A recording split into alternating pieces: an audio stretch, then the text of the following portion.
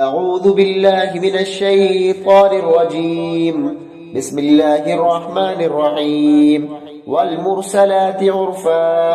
فالعاصفات أصفا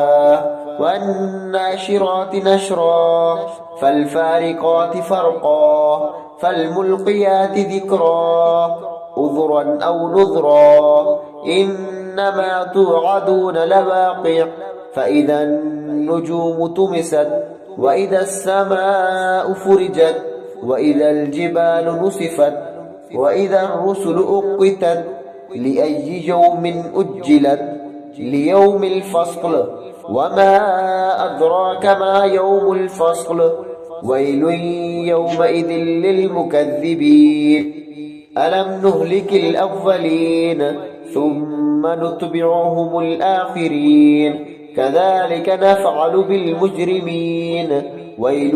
يومئذ للمكذبين ألم نخلقكم من ماء مهين فجعلناه في قرار مكين إلى قدر معلوم فقدرنا فنعم القادرون ويل يومئذ للمكذبين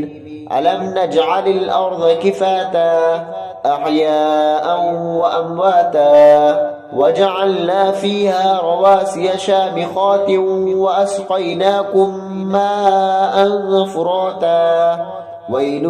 يومئذ للمكذبين انطلقوا إلى ما كنتم به تكذبون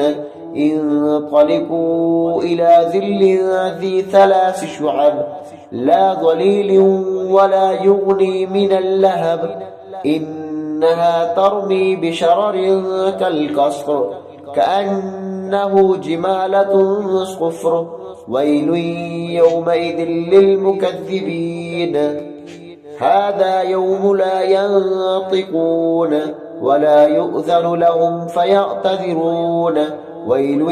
يومئذ للمكذبين هذا يوم الفصل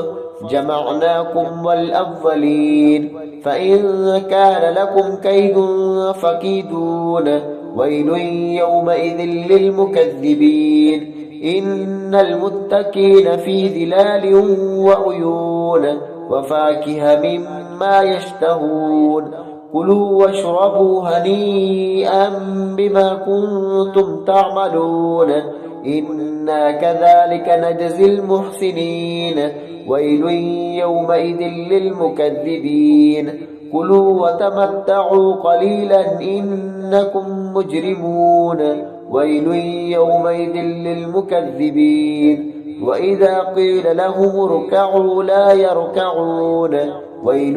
يومئذ للمكذبين فبأي حديث بعده يؤمنون صدق الله العظيم.